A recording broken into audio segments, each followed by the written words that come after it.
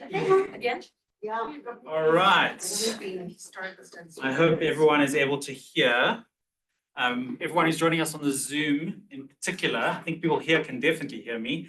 Can I at least have some recognition in the chat that you all can hear me on Zoom as well? A message in the chat would be most welcome. That's a no. Yeah, maybe. It's fine. They can hear.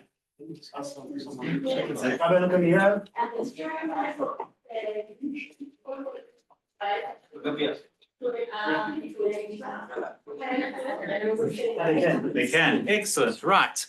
You know where to look. Welcome, everyone. First of all, thank you for joining. People are still coming in, and that's excellent. But we do need to get going. First of all, I'd like to welcome you all to one of the Faculty of Humanities distinguished 4IR lectures. As those of you who have been here as long as I have will know, the University of Johannesburg has positioned itself as part of an attempt in this country to be responsive to what people gloss and have been doing at places like the World Bank and the IMF for decades, in fact, as the fourth industrial revolution. I think some of those institutions have actually moved on from that. But nonetheless, I think we all know what we're talking about. It's the world that we live in, which has been so heavily shaped by the internet, by social media, and increasingly by artificial intelligence. And those of you who've been taking classes in our department know very well that we are preoccupied with these questions, especially as they affect learning, as they affect research and learning.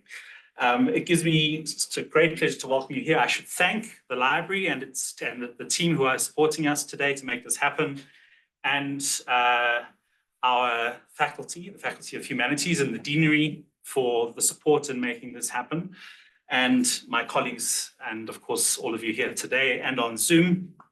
It really does give me great pleasure, and I'm not just saying that, to welcome Professor Paul Edwards. Paul, a friend and colleague from the United States, who has also spent and will be spending a lot of time in this country, as he has in the past too. We're doing so even more so now.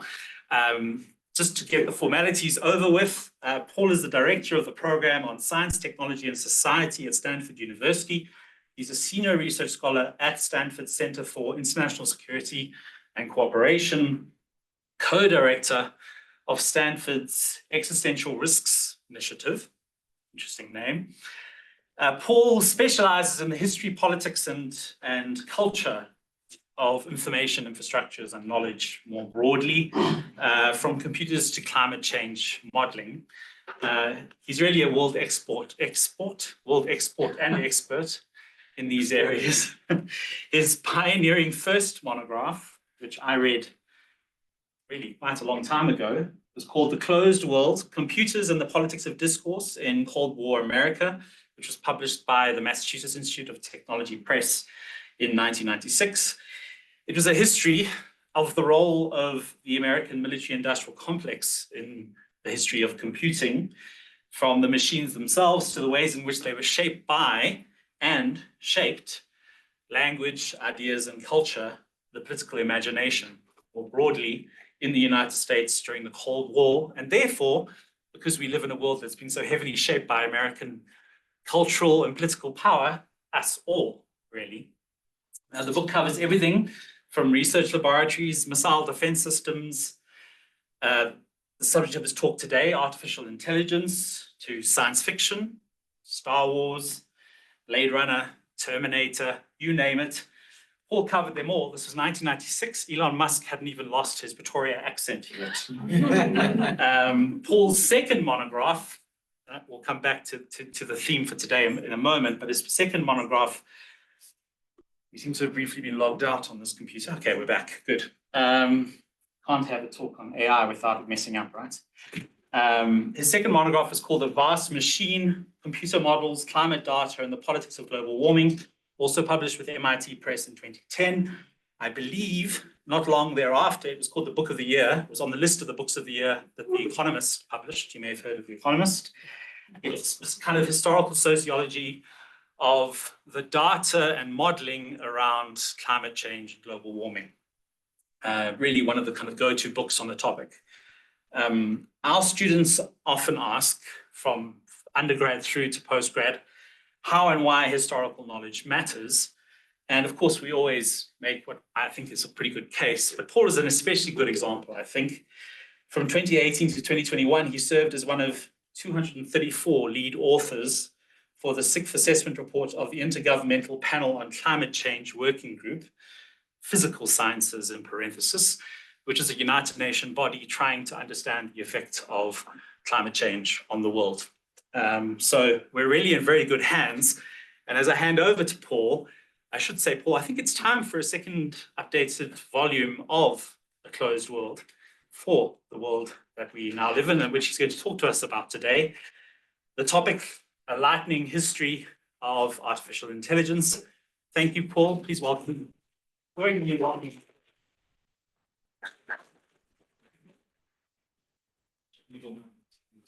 No, you can't. There we go. Excellent. Look at us. We'll figure it out between us. Thank you, Paul. Well, thank you so much for that delicious introduction. It was really great. It is such a pleasure to be here, to be back here. I've been coming to South Africa since 2003, known Kath Burns since 2002, and others in the room as well. And I love your country and your people, and I'm just delighted to be able to give you something back. I am really going to go fast because Stephen said 20 minutes. I don't know how you do it. 20 minutes-ish. I'm surely going to take longer than 20 minutes, but let me just be sure what time it is Academic here. 20 minutes, Paul. Yeah, exactly. So it's like 2 hours, fine. Okay. So this is really going to be a history of AI. It's not going to be very much about the uses of AI.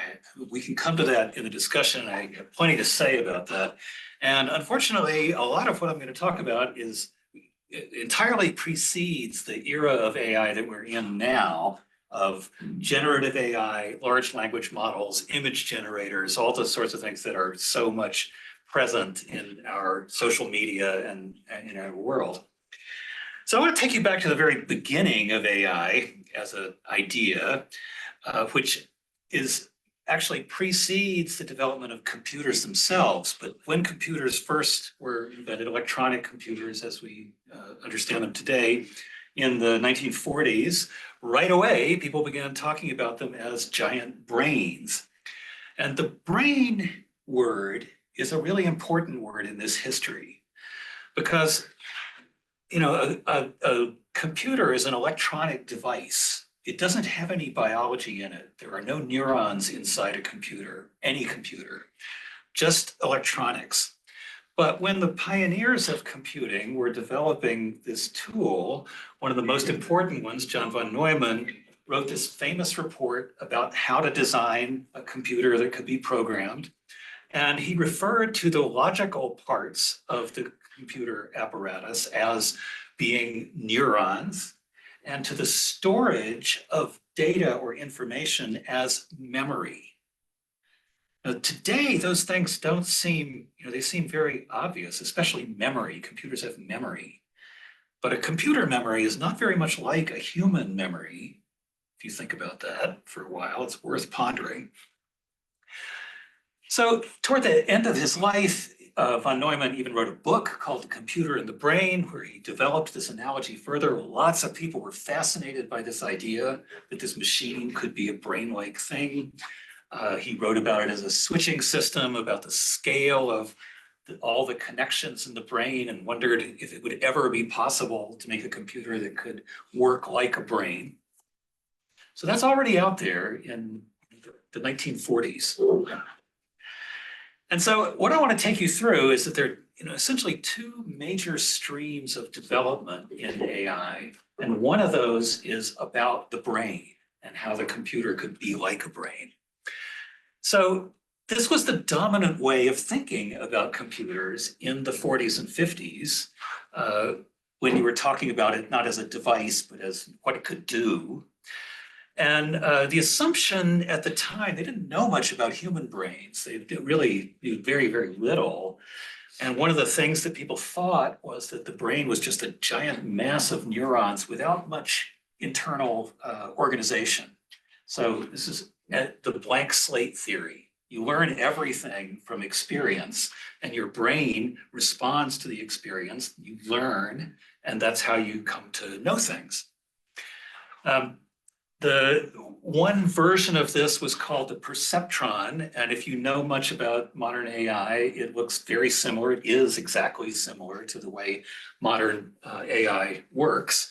It has a set of input neurons, which are just little simulated devices that take in signals and then put out signals, and then they sum up what is coming in, and based on that sum, they either send out a signal or they don't send out a signal. They thought that's all there was to it, and that they could build things that would act in the same way. So the paradigm here is that intelligence is a synchronous thing, that all the neurons are operating at the same time. And learning is what happens from acting in the world. The other paradigm, the other big paradigm, is that the mind is basically a kind of symbol system that works according to rules and logic. And this goes back to the 19th century with Boole's laws of thought. Turing, everyone knows about the Turing test. Before Turing wrote about computing, he wrote this famous paper on computable numbers and developed this idea of an abstract machine, not a real machine, but an abstract machine that could perform essentially any mathematical function. So for him, he used this phrase effective procedure, which just means accomplishing some goal. And his theory was that you could, in any case where you can describe all the steps in a process, you can make a computer do that. You just have to describe all the steps very precisely. So his later paper that's very well known, the Turing test, comes from in 1950. Interesting aspect of that is that the test that he is thinking of was originally a parlor game in which people tried to guess whether someone was a man or a woman without being able to see them. They could ask questions, they'd get answers back, and they'd have to decide if they were talking to a man or a woman. So he said, what if we had a computer that could simulate a person? Could you tell, was this a computer answering the question, or was it a person?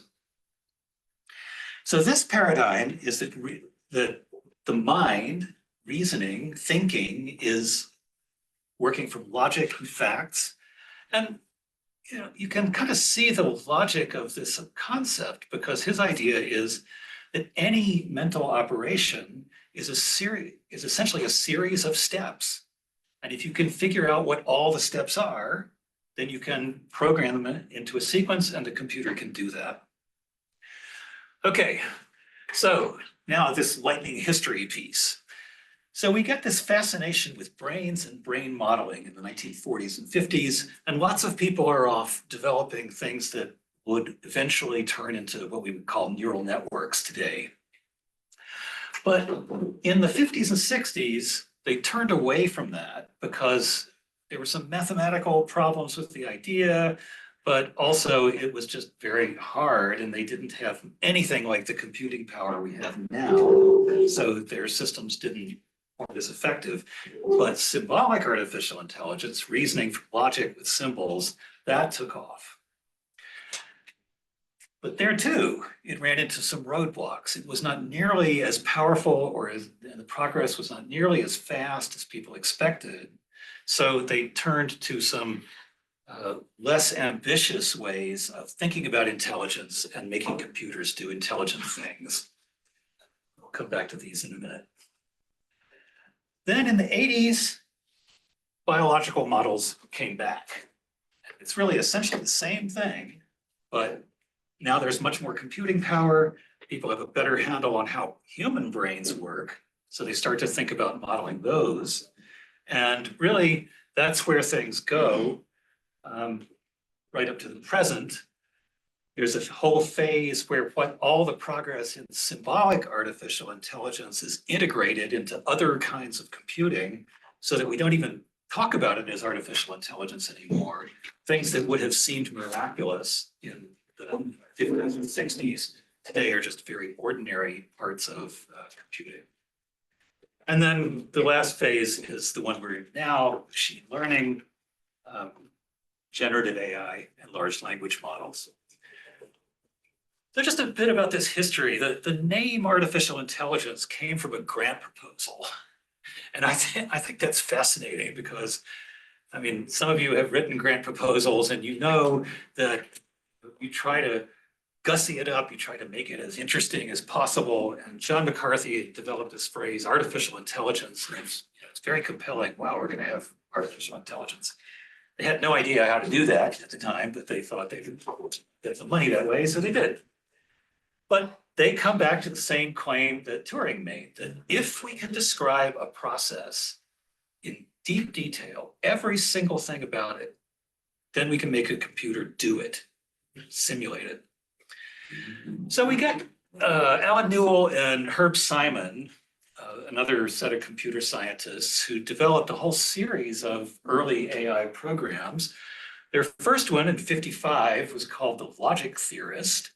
And they did surprise people because it developed proofs on its own of some theorems in the Principia Mathematica, a famous argument about how mathematics works. Then they went for the general problem solver. And I tell you, if you have one of those, I want it. The general problem solver. It really just kind of solved word problems, could do a few things. And they had a whole method for how they were going to develop this program, which involved talking to people as they solved problems and just saying, what steps are you going through? How did you do this? Tell me every single thing that went through your mind. And so then they would record that and they would do it with a bunch of people and they would try to figure out what what a sequence of steps could look like that would lead to a result. And there too, same claim as Turing and the others. We are making a physical symbol system. Physical means it's instantiated in the computer. And this is enough for general intelligence. I should say that they also made a bunch of predictions, foolish predictions.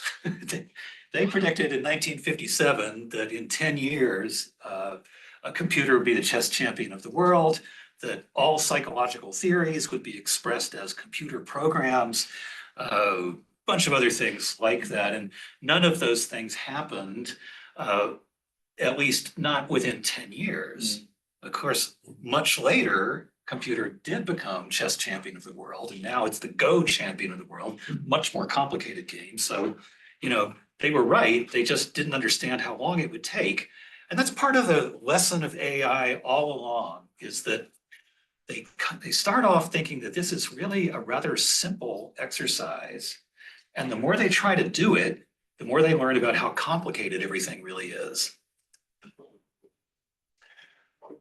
So they turn away from that general problem solver, general intelligence idea in the 60s and 70s. They just realized we're not getting there really fast. So let's constrain things a bit. Let's work on problems that are like toy problems that we know we can solve and try to be really comprehensive about how we do it and then build out from there. So this guy, Terry Winograd, was one of my PhD advisors.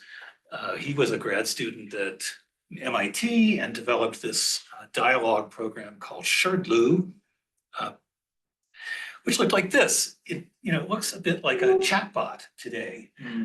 You ask it a question, you have a little image on a screen with just a very simple set of things: blocks, pyramids, rods, a couple other things, cubes, and you can move them around by telling the computer to do things. And here's the dialogue, and you see that in the second step, for example, it needs to figure out what you mean by the word it, because it's a pronoun and the sentence preceding it doesn't explain exactly what that is. So this was the sort of thing that the programmer had to spell out in detail how you figure out what that pronoun refers to. This was considered very successful, so they continue down on this path. Welcome, welcome. The first thing, even before Sherdlu, that we might call a chatbot today was this program called ELIZA. It's been in the news a lot lately because it is it really looks very similar to things that we can see AI doing if we talk to it, to ChatGPT. This thing was based on the principles of a Rogerian psychoanalyst. And the idea was that somebody is telling you about their emotional state, and your job is to mirror, as the therapist, is to mirror back to them, ask them questions about what they've said so that they go deeper into that thing. And you can see it doing this here. This person says, I need some help. Program eventually says, tell me more about your family. How do you resemble your father? And the remarkable thing that Weizenbaum saw was that when he would have people come into his lab and play with this thing, they would eventually get really involved. And they would say, Joe, could you go somewhere else right now while I finish my conversation with Eliza? Because it really was kind of functioning as a psychotherapist. And that freaked him out. He thought that was crazy that they would take this so seriously, but they did. So he wrote later a great book called Computer Power and Human Reason about that experience and what he thought it meant. There are other critics of this approach to AI. This is Hubert Dreyfus, one of them, also a former colleague of mine. He was hired by the RAND Corporation, Air Force, US Air Force think tank, to study AI in the 1960s. And he said, this isn't really going where you think it's going. It's much more like alchemy than it is like chemistry. You don't know the rules of thought, and you're trying to kind of pretend that you do, the way you would know the rules of chemistry. So he is kind of leaning toward the brain camp. He's saying, we have to learn from reality, from interacting with people and things. That's where our knowledge and intelligence really come from. And then here, this is Weizenbaum, the creator of ELIZA. This book, Computer Power and Human Reason, was written in 1976. And I tell you, it is still worth reading today. His critique is still accurate. This is John Searle, a philosopher. He had another critique that's actually really useful and important.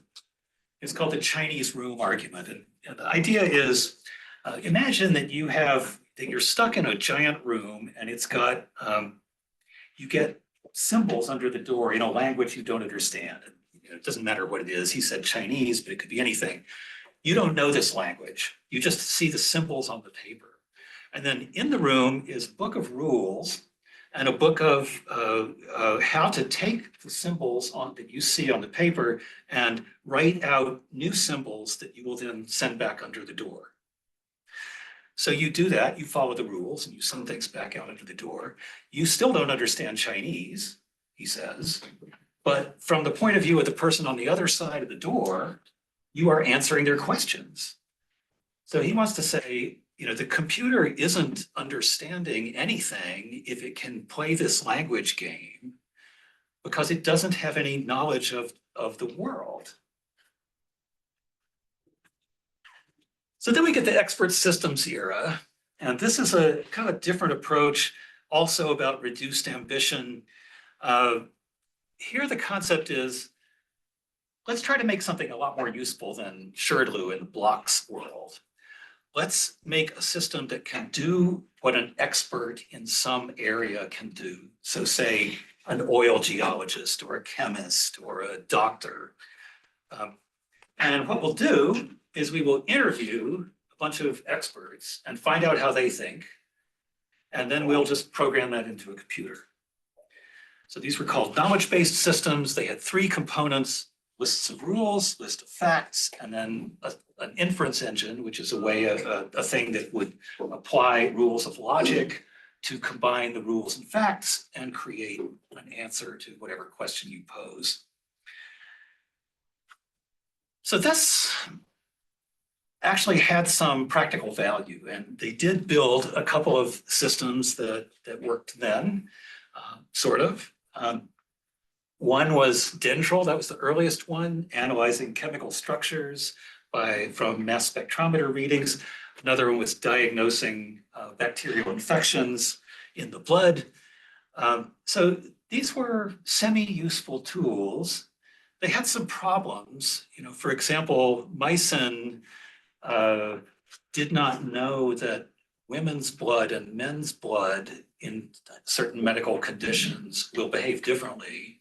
So it would diagnose men as pregnant based on their, blood results. But, you can sort of see how these could be fixable problems. And this is where we get into the beginning of real, a sense that these might have real world value. When the military picked up on them in a big way in the 80s, the Japanese government also picked up on them in a very big way and tried to develop different kinds of tools. We can talk about that more in the discussion.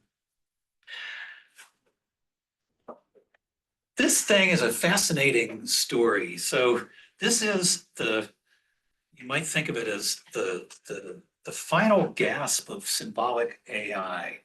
This system, Psych, was intended to be an encyclopedia of common sense. So that what they were going to do is program into the computer every single fact that you might ever need to know to understand the world. Is Cyril Ramaphosa, is he big enough to fit in my shoe? That's not a question that any of us has any problem with, but for a computer, that's an issue. It doesn't know until you tell it. And same with many, many other things. So this project actually started in 1984 and is still going. But the interesting thing about it, from today's point of view, it has the same base as an expert system. The interesting thing about it is that now what they're saying is we're going to do both of these things. We have the machine reasoning, we have the gigantic encyclopedia of common sense, and we have machine learning. So now we'll come to that in a minute. So critiques of expert systems, there were a lot of these. Dreyfus, again, fascinating critique. He would talk about things like learning chess or learning to drive a car, or any skill that you develop that is complicated. And he'd basically say, when you start learning a skill, you follow a bunch of rules. In chess, somebody tells you try to control the center of the board, or they teach you an opening or something like that. Driving a car, when do you push the clutch pedal? What happens when you're on a hill? They teach you rules for dealing with that. And then you practice and practice and practice. And then once you become expert at that, you don't think about the rules at all. And one of the tests they did to kind of show this way of thinking is they found, I won't explain the whole experiment, but they found that with chess grandmasters, they play at the rate, so if they take 10 minutes a move versus 3 seconds a move, they do almost as well at 3 seconds a move as given 10 minutes. So for them, they look at the board and they see what they should do next. They just see it. And then they spend the rest of the 10 minutes checking applying the rules, being sure there isn't some other thing that they've left out. So he would say that about, all kinds of things. Another element of this critique was that experts, when they went to interview them, they found that it didn't work like they thought. If they interviewed several experts, they disagreed. So they didn't reason in the same way. So then they went to just interviewing one expert because that way they could get it consistent. But what about the others? So then in the 80s and 90s, we get the return of brain modeling with this 2-volume monster set called parallel distributed processing. Basically what that means is that all the neurons are all working at the same time, as opposed to following a sequence of steps. And this is a return to that paradigm of learning. They called it at the time connectionism. There was a lot of talk about that.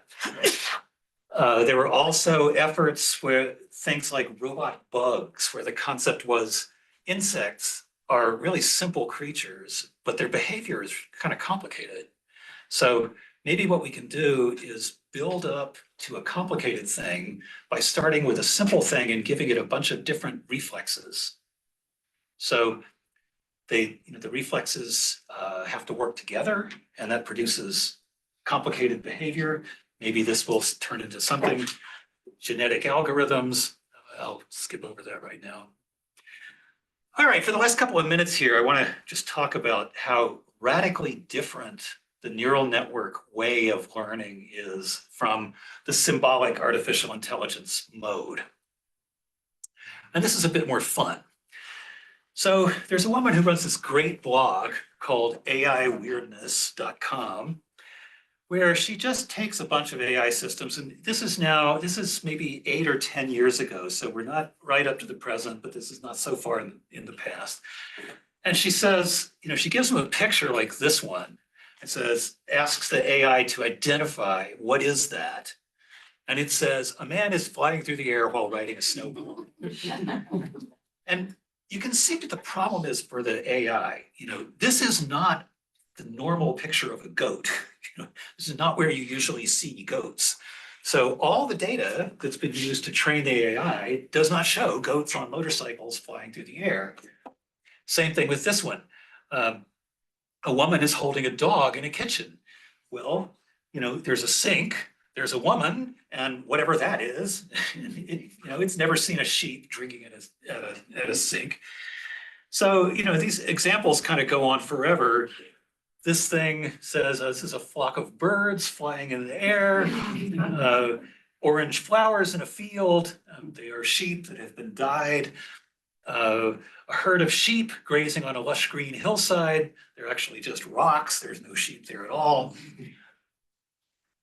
And as they began working more with neural networks and trying to figure out what was happening inside them, you just take one little sidebar here and say that the huge problem with neural networks is that nothing goes on inside them that you can identify as a series of steps in the sense that we were talking about.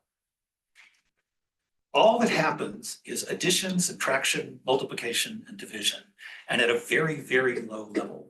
It's one unit, a neuron, adding up the inputs coming in, deciding whether the sum is enough to send off signals to other neurons. That's it. There's no symbols in there. So they began trying to figure out what the networks were doing that ended up looking like thinking, and found a way to kind of work backward from what the network has inside it in the form of data to what it is imagining a thing to be. So this is my favorite example. These are images of dumbbells, weightlifting thing. And as you see, all of them have pieces of a human arm attached to them. And can you guess why? It's really pretty straightforward. Gym? Sorry? Is it gym someone's working out? Because you see dumbbells in association with arms. Every picture, not every picture has someone using the dumbbell, but most of the pictures of dumbbells are taken with people using them. So it's generalizing to that situation. And here are, many more examples. There's, how it thinks of a banana, parachute, screws. You see that they're at this time, and this is about 2015, so 10 years ago. At this time, they look kind of like what you think of as a starfish or a hartebeest or whatever, but it's not really you. It's not the way you imagine something like this. And then, of course, more recently, we've had things like this, where none of these people are real. These are all generated by AI, and there are a few clues. Like if you look at this kid, what's going on with the hair up there. But it would be, if you just glance at them, it's kind of hard to tell that they're not images of real people. These days, the big tell is how many fingers they have. AI is very bad with fingers, and images often get 6 or 8 or 10 fingers. And this was another tell. It's like they ask it to generate images of cats. And of course, there too, cats move a lot. The pictures of them are from all kinds of angles. They're often being held by a person. And so you get these weird, freaky faces next to the cats. And a last example that's a bit from a different field, but it's the same idea. So this is a simulation in which a simulated robot is given an end goal to achieve, but it's not told how to achieve the goal. Right? So the goal in this case is for the robot to travel a long way.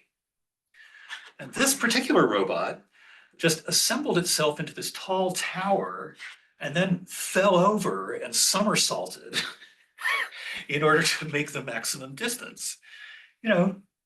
It's achieving the goal, but it's an unusual way of doing it.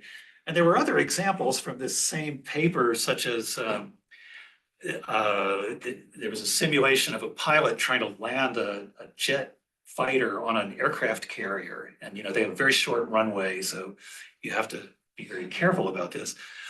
And it discovered that if it applied an absolutely enormous force to reverse the fighter engines as it landed, that it could do this. It could basically land on a dime on the aircraft carrier, but it would have killed the pilot because the force was so great. But the computer doesn't know that. It doesn't care. The goal was to make the thing land on a dime.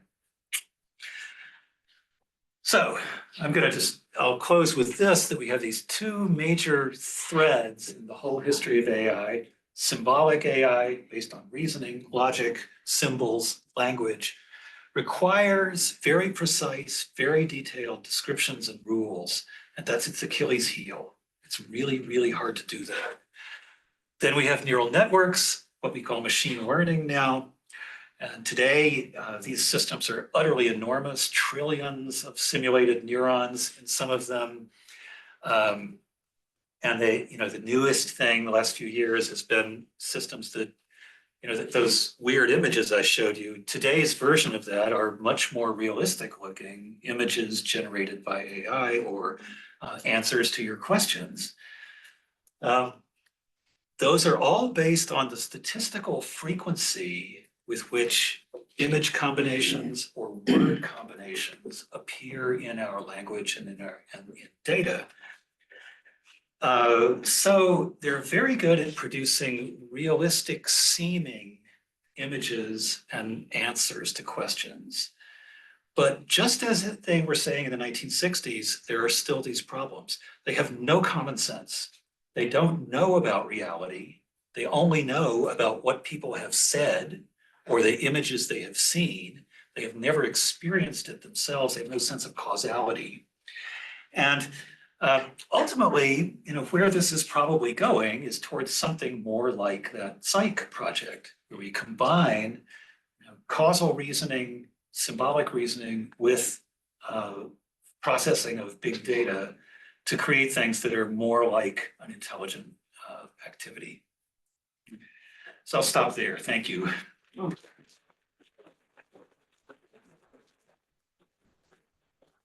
Thank you, Paul. So we'll open for questions, and this applies also on the Zoom. Yeah, take a seat, Paul. Take a seat.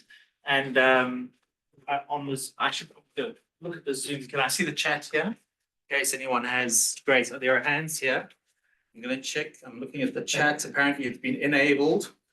So you should be able to ask questions or at least get my attention in order to ask questions on the Zoom. But there's quite a few hands in the room as well, which is great. So I'm going to point. I know some of you, but please will you identify yourselves and then for the room, for the benefits of the room, so we all know who you are. So let's start there. So Diesel shirt, yes. Okay, so I'm Kevin Beram. I'm from psychology. And I wanted to ask a question about John Searle's The Chinese Room, and just to compare what's happening there with generative AI. So you made a distinction there between learning the language game or putting the sliding the paper under the door, but have no knowledge of the world.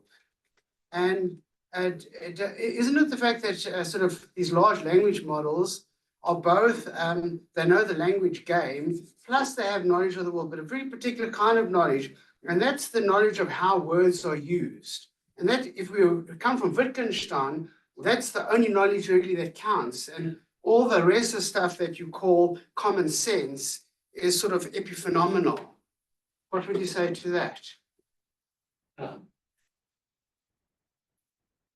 for it. Go for it. We'll turn this on? No, you don't need to turn it on. Great. Yeah. So why is it here? Yeah, so that's a great question. I think what I would say about it is, what they know about is what people have said about the world, and a lot of people. So, they have colossal amounts of language as it has been used. So they're able to simulate how people respond to questions or think about things. When I say they have no common sense, we see that when they do things like, there've been a bunch of recent examples. The weirdest one to me was that someone had posted ChatGPT the question, how many rocks should you eat in a day? And it answered something like, at least one rock per day. And it turned out that the reason for this was that some people on a Reddit thread had this kind of jokey conversation about, the value of eating rocks. And I mean, no one should eat rocks, but ChatGPT doesn't know that. So, they're very good at simulating what people say, but the common sense piece really is still lacking as far as I can tell. And they'll keep getting better as long as the data they get keeps getting better. You can talk about that some more. Yeah, the stupider humanity gets on the internet, the stupider AI gets. That's just a joke, obviously. But One of the biggest problems with contemporary AI is that it's generating lots of language. So all that language is now appearing on the internet, and now do we collect that and count that as human language? If we do, then we have this kind of infinite loop problem where it's really just becoming self-referential instead of learning more. Fatima? Hi, I'm Fatima. I'm a PhD student at the history department. And my question is kind of twofold. The first is alongside this lightning development of AI, has there been an equal development of ethical considerations relating to AI? And then how does that work into AI and the military and targeting and stuff like that? Is that developed alongside it as well? Yeah. Thank you. Oh my God. Well, I'm sure that's a huge issue. There's all kinds of ethical issues about AI. They have to do with things like facial recognition and gender and race and decision making in especially in safety critical situations. So a few months ago in my institute, we had a general from the Air Force talking to us about nuclear command and control and saying, no, we're not using AI in nuclear command and control now, but it is being used in the Pentagon in other systems. And their idea, which is certainly true, is there's a barrier between those, an air gap, as it's called, so that the one set of systems can't get into the other. But to my mind, it's only a matter of time before somebody breaches that barrier. Yeah, it's very, very thorny. There are specialists who have been hired by the big tech companies to kind of help them think about AI ethics. There have also been cases, important ones, where those same ethicists were fired for trying to really make their point of view be taken seriously at the top levels. And the phenomenon that we see a lot, I can point you to a paper on this if you want, is that the ethical concerns are kind of siloed into a unit that is supposed to address them, but they never filter out to the rest of the organization. So, it's a whole minefield of ethical problems. So looking for other hands, and there is a question here in the chat, which, in the interests of democracy, I shall quickly read for you. It's from Jan, who's one of our PhD students, and it's so clearly a computer is not a brain. Is there any chance of developing systems such as in the Hitchhiker's Guide to the Galaxy, where computing is rooted in an organic experience? So you can, let's get a few more questions, and if you feel like going down that route, you're most welcome to. I saw a hand earlier from Pfizer. I see a hand from Natasha, and other hands I'm also looking for. And in the chat, Pfizer. Hi, everyone. My name is Faiza Balam from the History Department. My question is about what you've described is the kind of limits of symbolic AI. And I wonder if you can see limits to the machine learning system, a model of AI, because in the way people describe it, it's as though it's limitless. People say, well, AI can't do that yet, and we don't really know what the kind of the system looks like in its entirety. Yeah, that's my question. Right. Well, the great thing about being a historian is I can say, I don't know, because I don't do the future. But really, taking the question seriously, there's certainly an argument that these systems will eventually do things that we cannot do. And we've already seen that happen in some cases.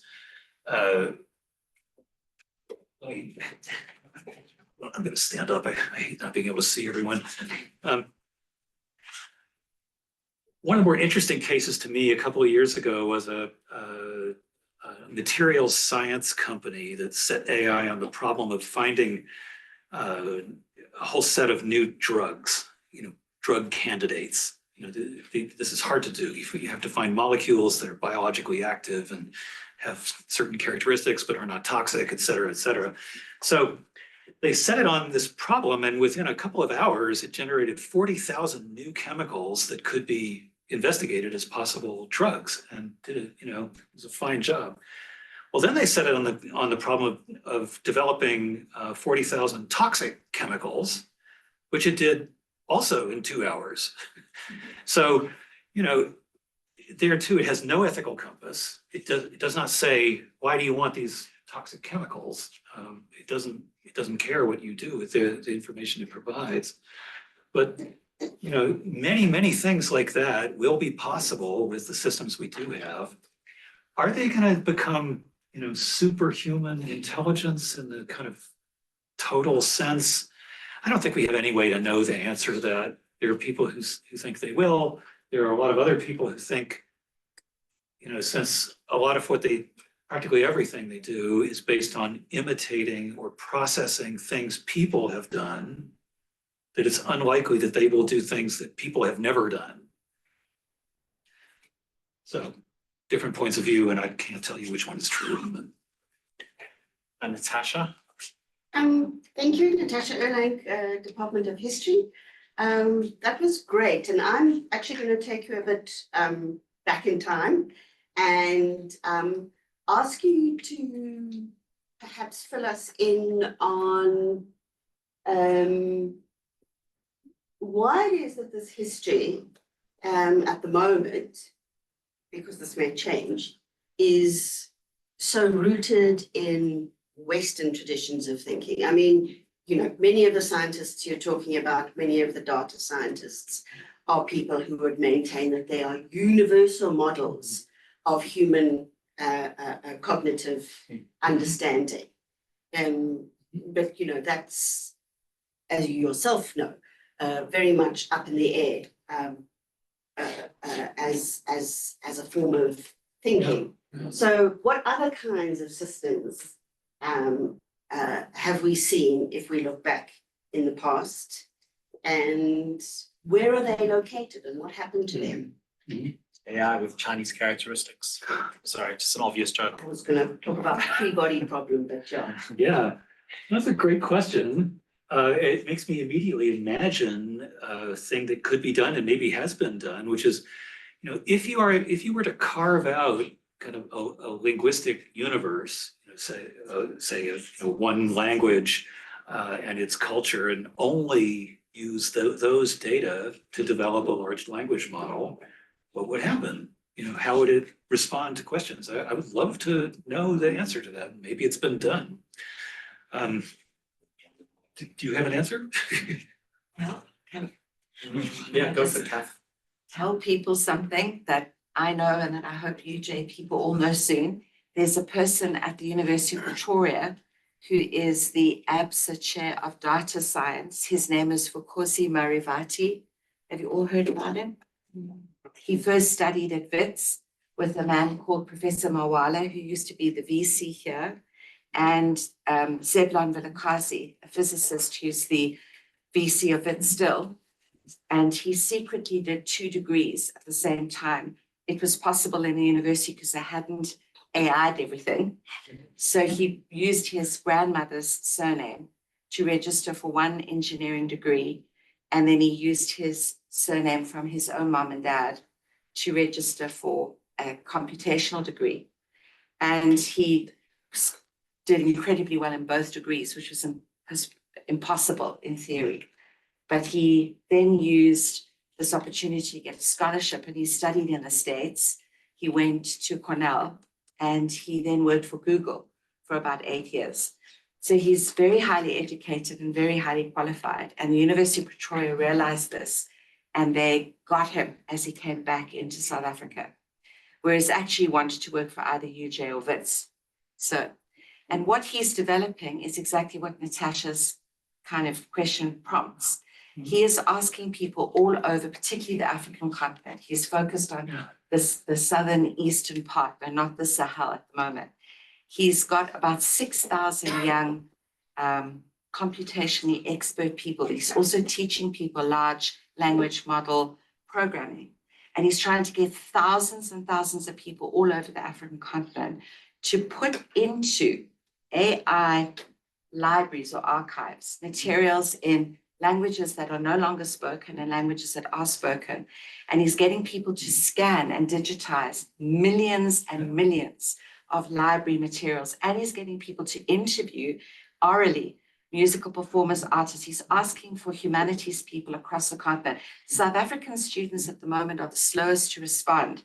When he held a fair in Dar es Salaam a few months ago, 6,000 young people pitched up. At the University of Pretoria, he battles to get more than 300.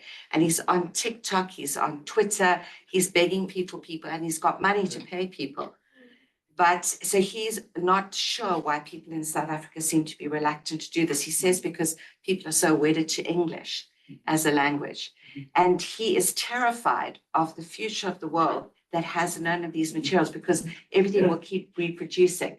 And he's the person that persuaded Dewey Lingo to use isiXhosa, Tsonga, and Afrikaans. And he's using that he's persuading people at Google too. So he's trying to do lots of things at once and begging people to help him because he says the clock is ticking. And he's coming up with predictions based on mathematical models he's building that, for example, a language like Afrikaans will cease to exist.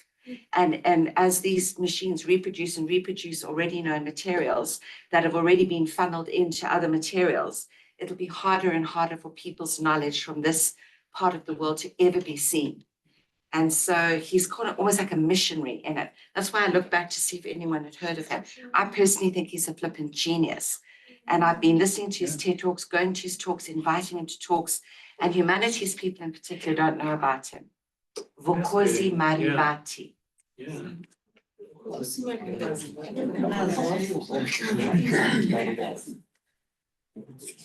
Kevin, yeah? Yeah. Kevin, you want to come back?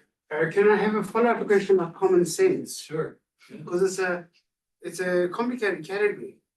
Yeah. So just the two examples of the dumbbells with arms and the eating of rocks. Perhaps those are different kinds of, I think the dumbbells with arms is common sense, the eating of rocks isn't. And because, so the dumbbells with arms is, I would call bias. And those biases are, so dumbbells with arms are closer to toes than to polar bears in language models. So all those biases sort of connect to each other. And so the biases is part of common sense, it's not an error. Whereas eating of rocks is an error. And so those two things have different forms of fixability. And then it comes back to the original question. So if we take out like real common sense, like eating of rocks, and say, okay, those are solved by a different class of problem. And then you've got other problems, which are problems of bias, that are like so ingrained in these models, you can't get them out. Then what does that mean for the distinction between language games and sort of consciousness or Yeah. do you see what I'm trying to? Yeah, I think you're beyond my pay grade, but but those are great questions. I'm also I wrote a thesis about Wittgenstein. I've thought about those sorts of questions a lot, and I don't know where that goes. Nor do I, Yeah. so I thought you might know the Yeah. answers. Nafisa? Sorry, my question, I suppose, I don't know, rumination, I suppose. In response to John is to say that what you sort of juxtaposed as bias and whatever, the eating of rocks just not being common sense is really kind of very culturally specific. I mean, 50 years ago, I don't know if people knew that other people ate seaweed. It's rather not the point. It's that, the larger the language model, it should be thought of as a large languages model as opposed to, a large language model, because the bias is, it's a bias because the people who are, inputting the information are biased. And anyway, the thing about rocks is not necessarily common sense anyway. Pregnant women eat all kinds of things. Charcoal. Oh, I also wanted to point out that there was this weird study in like the late 2010s where a whole bunch of tour guides in China were trying to express to the tourism authority how embarrassed they were by the translation of Chinese signs into English. And the people who were making them were just inputting them online into these, the kind of prototypical translation thing. So, I think one of them was like a shop called Old Beijing Shoes. And it didn't mean that it was selling old shoes. It meant that they were selling traditionally styled things. And, it couldn't make any sense of, the ideas of design and stuff like that. So, there are places where to make up for the Anglophilic nature of the models, people are using the same AI to do it. And that's, I think it comes back to what Kath was saying. We might all just get lost in it instead of becoming, instead of embracing a form of multilingualism, this kind of unilingualism that it's kind of forcing upon people is really quite, I don't know if it's just faster than we would have got there, or would we have got there at all? Yeah, well, I didn't talk about machine translation, but that was one of the early projects in what we would now call AI, and it was the same trajectory I talked about was followed. Original idea was all you need is a dictionary and a grammar book, and you just kind of cook the language with that, and you get the answer. But go ahead. So it just struck me when you said. When you said that the Oxford English Dictionary started off with exactly this premise in the the early part of the 20th century, was the mid 20th century, and they set themselves what is 2 to 4 years to get it done. It's still in process, and they're still adding words every year because that's just who we are. Well, but this blossomed into a whole field of natural language processing, which is very sophisticated.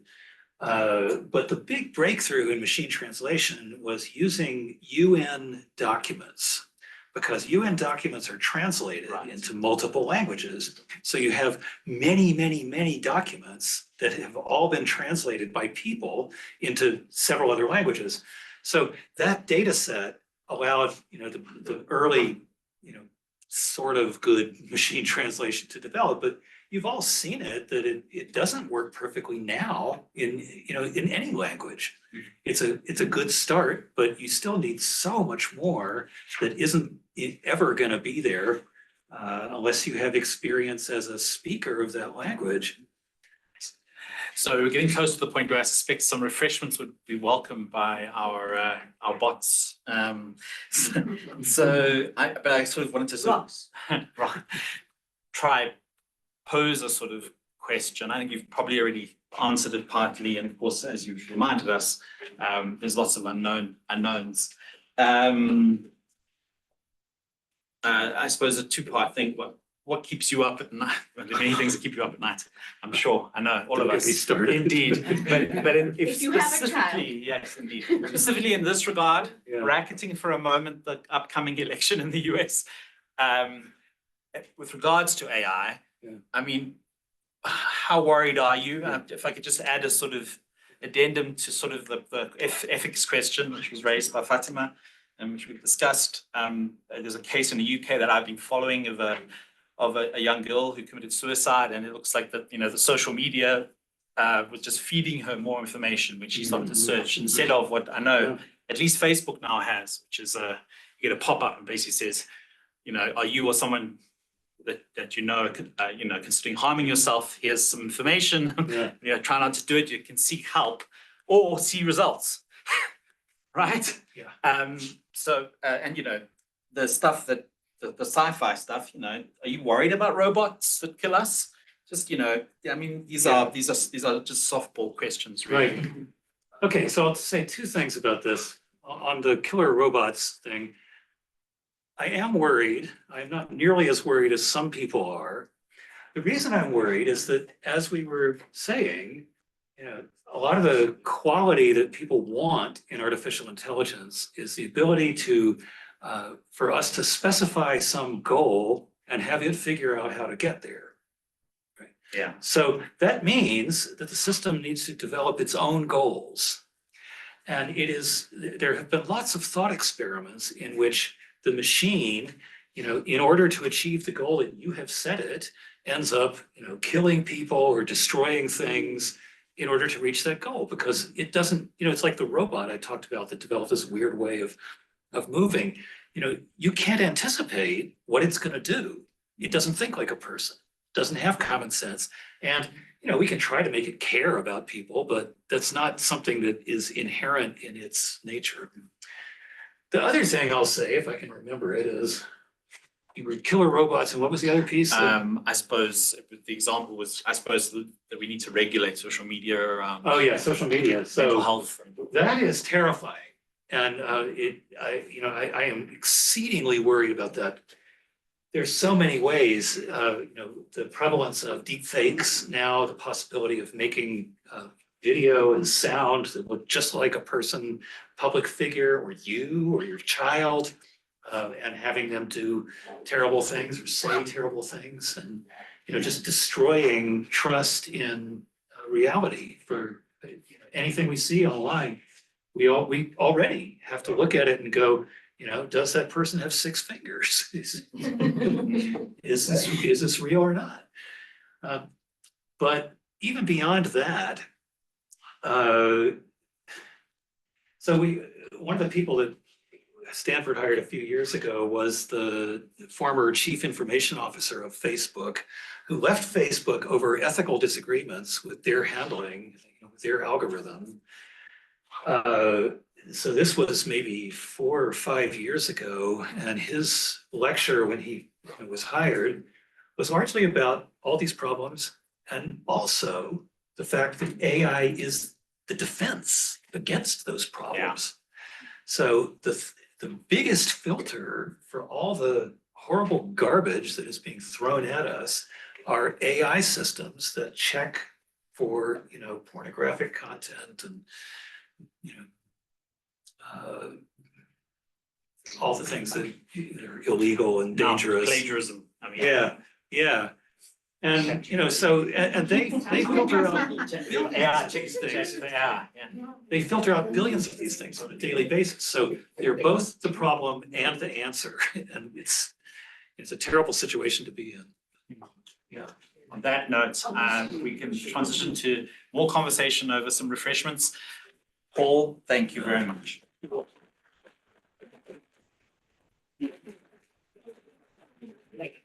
Thank you very much. Yeah. That's fabulous. Sorry. That is being a defense. That's amazing.